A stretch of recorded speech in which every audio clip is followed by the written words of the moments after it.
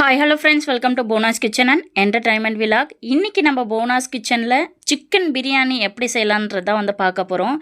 எல்லாருமே விரும்பி சாப்பிடும் மணக்க சுவையான சிக்கன் பிரியாணிங்க வீட்லேயே எவ்வளோ ஈஸியாக செய்யலான்றதான் வந்து பார்க்க போகிறோம். வீடியோவை வந்து ஃபுல்லாக பாருங்கள். பார்த்துட்டு உங்களோட கருத்துக்களை கமெண்டில் மட்டும் சொல்லிட்டு போங்க. சிக்கன் பிரியாணி எப்படி செய்யலான்றதை வாங்க வீடியோக்குள்ளே போய் பார்க்கலாம். ஸ்டவ் ஆன் பண்ணி குக்கரை வச்சுக்கோங்க. குக்கர் சூடானதும் ஒரு 4 டேபிள் ஸ்பூன் அளவுக்கு நெய்யை வந்து சேர்த்துக்கலாம். இது கூட வாசனை இல்லாத எண்ணெய்ங்க, நம்ம சமையலுக்கு யூஸ் பண்ணுற எண்ணெயை வந்து ஒரு 50 கிராம் அளவுக்கு எடுத்துக்கலாம். இது கூட தாளிக்கிறதுக்கு ஒரு 6 கிராம்பு, ஒரு 4-5 பட்டையில், கொஞ்சமாக வந்து மிளகு, ஒரு 4 ஏலக்காய், இது கூட 2 பிரியாணி இலையும் வந்து சேர்த்துக்கலாம். இது பொரிஞ்சதும் 4 பெரிய வெங்காயம் நீட்டு வாக்கில் கட் பண்ணி சேர்த்துக்கலாம். இது கூட காரத்துக்கு 3 பச்சை மிளகாய் வந்து சேர்த்துக்கலாம். இதை வந்து எண்ணெயிலே வந்து நல்லா வந்து வதக்கி விடுங்க. இன்னைக்கு குக்கரில் செஞ்சாலும் ஓப்பனாக வந்து நம்ம பாத்திரத்தில் டபரால் எப்படி செய்வோமோ அந்த மாதிரி தம் வச்சு செய்கிற மாதிரி தான் பிரியாணி நான் குக்கரில் செஞ்சு காமிக்க போகிறேன்.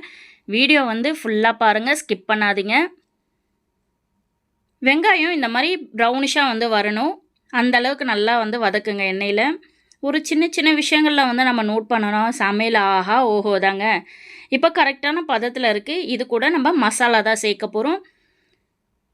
ஒரு 4 டேபிள் ஸ்பூன் அளவுக்கு இஞ்சி, அதே 4 டேபிள் ஸ்பூன் அளவுக்கு பூண்டு, இது கூட 50 கிராம் அளவுக்கு ஃப்ரெஷ்ஷான தயிர் எடுத்துருக்கேங்க, புளிக்காத தயிர். ஒரு 3 டீஸ்பூன் அளவுக்கு கரம் மசாலா, 1.5 ஸ்பூன் அளவுக்கு தனி மிளகாய் தூள், 1.5 ஸ்பூன் அளவுக்கு தனியாத்தூள், ஒரு சிட்டிகை அளவுக்கு மஞ்சள் தூள், இது கூட தேவையான அளவுக்கு வந்து உப்பு சேர்த்துக்கோங்க.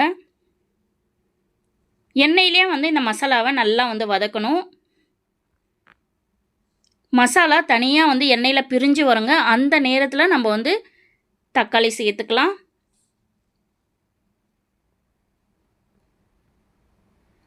இந்த மசாலா வந்து கிளறும் போதே அவ்வளோ ஃப்ளேவர் வந்து வருங்க. இந்த மசாலாவுக்கு நான் அடிமைன்னு கூட சொல்லலாம்.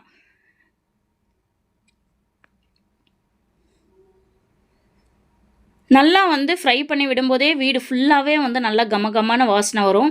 இப்போ பாருங்கள், எண்ணெய் வந்து தனியாக வந்து பிரிஞ்சு வந்திருக்கு. லைட்டாக கிளறி விட்டுட்டு ஒரு 4 தக்காளி வந்து நீட்டு வாக்கில் கட் பண்ணி அதையும் வந்து சேர்த்துக்கலாம். அதிகமாக சேர்க்காதீங்க, புளிப்பாயிடும். தக்காளி அதிகமாக சேர்த்தோன்னா எண்ணெயிலே வந்து இதை லைட்டாக வந்து வதக்கினாலே போதும்.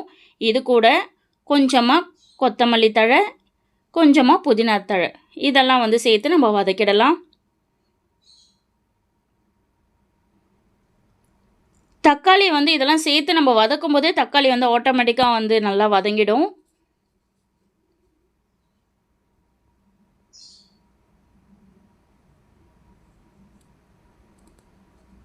எந்த அளவுக்கு நம்ம வதக்குறோமோ எண்ணெயில், அந்த அளவுக்கு வந்து டேஸ்ட்டும் நல்லா இருக்குங்க. நம்ம ஊற்றின எண்ணெய் நெய்யெல்லாம் வந்து தனியாக மேலே வந்து பிரிஞ்சு வரும். அது அந்த அளவுக்கு நம்ம வந்து வதக்கணும்.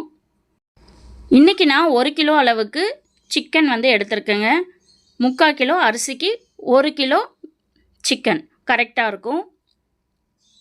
சிக்கனை வந்து நல்லா வந்து வாஷ் பண்ணிவிட்டு நம்ம வந்து சேர்த்துக்கலாம்.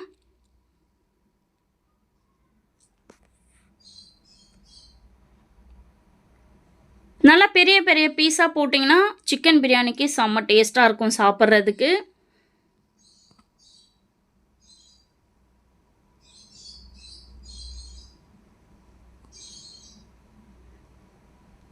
எல்லா சிக்கனும் வந்து இந்த மாதிரி நம்ம சேர்த்துக்கலாம்.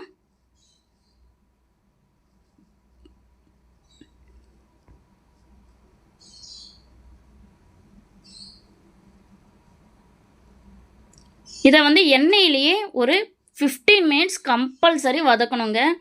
ரொம்ப ஹை ஃப்ளேமில் வேண்டாம், மீடியமாக வந்து வச்சு 15 நிமிஷம் குக் பண்ணணும். அப்போ தான் வந்து சிக்கன் பிரியாணி நல்லா சாப்பிட்றதுக்கு சாஃப்டாக இருக்கும். கறி பீஸெல்லாம் வந்து வாயில் வைக்கும்போது நல்லா அப்படியே அழகாக உள்ளே போகும். நம்ம மென்று சாப்பிட்ற மாதிரி கஷ்டமே இருக்காதுங்க. நீங்கள் இந்த மாதிரி செய்யுங்க, சிக்கன் பிரியாணி சூப்பராக இருக்கும்.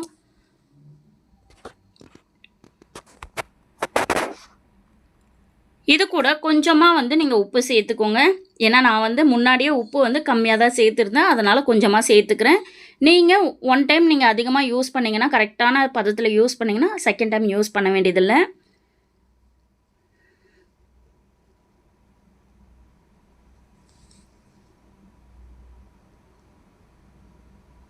இடையிடையே இந்த மாதிரி தக்காளியை வந்து லைட்டாக நான் மசியலைன்னா இந்த மாதிரி லைட்டாக வந்து ஸ்மாஷ் பண்ணி விடுங்க. சீக்கிரமாக வதங்கிடும்.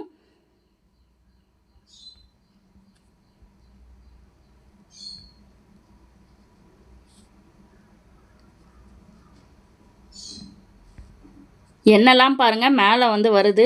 இன்னும் நம்ம வந்து வதக்கணும். கரெக்டாக 15 மினிட்ஸ் கம்பல்சரி வதக்கணுங்க.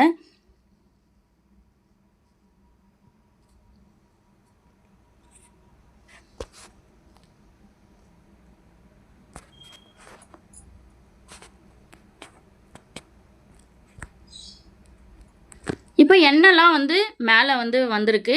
இந்த நேரத்தில் நம்ம வந்து தண்ணி வந்து சேர்த்துக்கலாம்.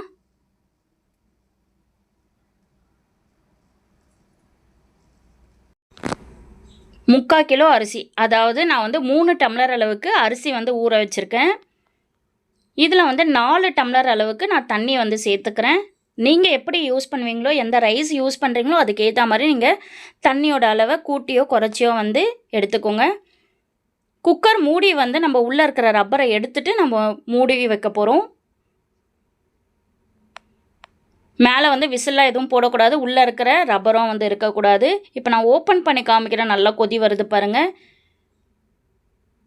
இதை லைட்டாக வந்து கிளறி விட்டுட்டு நம்ம ஊற வச்சுருக்க பாஸ்மதி அரிசி சேர்த்துக்கலாம். அதாவது பிரியாணி அரிசி. இதை சேர்த்துட்டு லைட்டாக வந்து கிளறி விட்டுருங்க. கிளறி விட்டதும் திரும்பவும் அதே போல் குக்கர் மூடி ரப்பரெல்லாம் எடுத்துகிட்டு மேலே இருக்கிற விசிலை எடுத்துட்டு நம்ம வந்து மூடி வைக்க போகிறோம்.